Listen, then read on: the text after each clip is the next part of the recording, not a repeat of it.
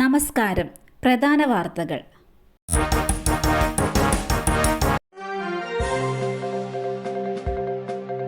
കണ്ണൂരിലെ സൈനിക കേന്ദ്രത്തിന് ബോംബ് ഭീഷണി. കണ്ണൂരിലെ ഡിഫൻസ് സെക്യൂരിറ്റി കോപ്പ് സെന്ററിനാണ് ബോംബ് ഭീഷണി. ഇമെയിലിലൂടെയാണ് ഭീഷണി സന്ദേശം എത്തിയത്. പോലീസും ബോംബ് സ്ക്വാഡും സ്ഥലത്തെത്തി പരിശോധന ആരംഭിച്ചു. തദ്ദേശ തെരഞ്ഞെടുപ്പ് ഒക്ടോബർ നവംബർ മാസങ്ങളിൽ വോട്ടർ പട്ടിക ഒരിക്കൽ കൂടി പുതുക്കും.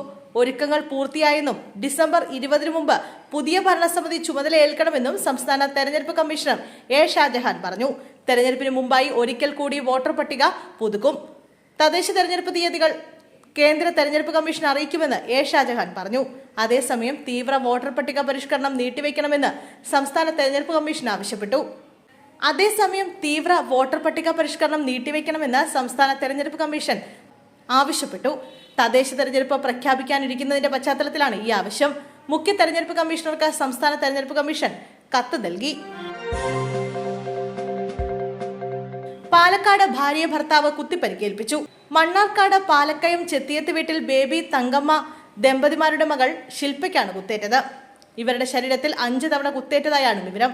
ഗുരുതരമായി പരിക്കേറ്റ ശില്പയെ പെരിന്തൽമണ്ണയിലെ സ്വകാര്യ ആശുപത്രിയിൽ പ്രവേശിപ്പിച്ചു. ഇവരുടെ ഭർത്താവ് കൈതച്ചിറ സ്വദേശി റോബിനാണ് ആക്രമണം നടത്തിയത്.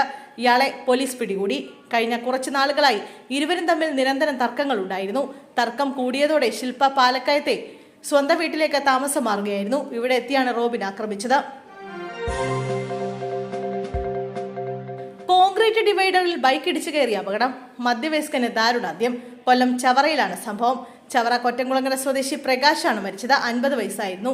സംഭവ സ്ഥലത്ത് വെച്ച് തന്നെ പ്രകാശ് മരണപ്പെട്ടിരുന്നു. ആശുപത്രിയിൽ എത്തിച്ചെങ്കിലും രക്ഷിക്കാനായില്ല. ബാരിക്കേഡിൽ തലയിടിച്ചുണ്ടായ ഗുരുതര പരിക്കാണ് മരണകാരണം. മൃതദേഹം കൊല്ലം ജില്ലാ ആശുപത്രി മോർച്ചറിയിൽ സൂക്ഷിച്ചിരിക്കുകയാണ്.